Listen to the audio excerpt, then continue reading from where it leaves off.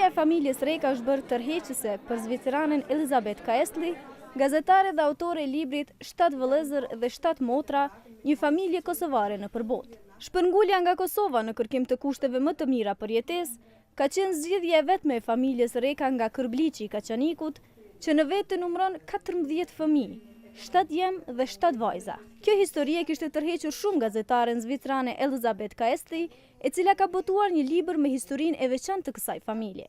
Selim Reka është një nga antarët e kësaj familje që ka gjetur vend në rrëfimin e autorës zvicerane. Është ngjarje e vërtetë në për të cilën ka kalu, në për të cilën rrugtim ka kalu familja Reka. Mirë po, kjo në një aspekt më të zhërë, vërtet të regon se një pjesë e madhe e familjeve shqiptare, gjithsesi kosovare, kanë kalu në për rrugë të tilla për të cilat nesër nuk ishin dashur që gjeneratat e reja të kenë një fat të tillë dhe të kalojnë në për një rrugtim të tillë. Familja Reka, për të cilin Kaestli ka shkruar libër, është shpërndarë për vende të ndryshme të botës. Nga 14 fëmijë të kësaj familje, të gjithë flasin gjuhë të ndryshme, jetojnë në vende të largëta dhe kanë krijuar profesione të ndryshme.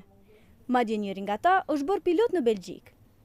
Kaestli, që nga viti 2010 jeton në Kosovë dhe së bashku me burrin e saj, kanë vizituar shumë herë fshatin Kërbliq dhe kanë takuar familjen Reka atëherë kur të gjithë antarët e kësaj familje ishin bërë bashkë për pushime.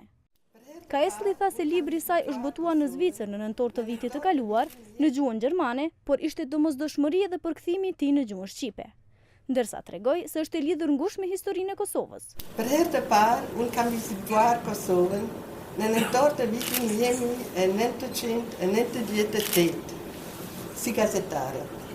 Që atëherë, historia e Kosovës dhe populli kosovar nuk më lëshojnë kurrë.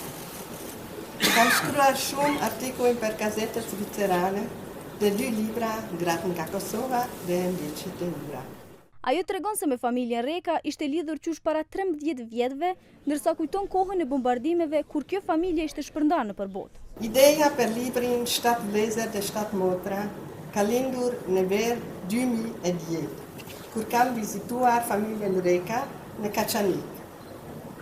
Unë kisha njohur Remzi Rekën në Zvicër 15 vjetë më parë dhe kisha udhëtuar me të në Shkup gjatë bombardimeve të NATO-s. Ky libër u përkthye nga Ajtene Hasani Xhemaili. Në këtë promovim u shfaqën pjesë të ndryshme të kësaj historie të shoqëruara me muzikë dhe performancë artistike. Vajti Reka, si fëmijë 10 vjeçar, shkon në mal për dru.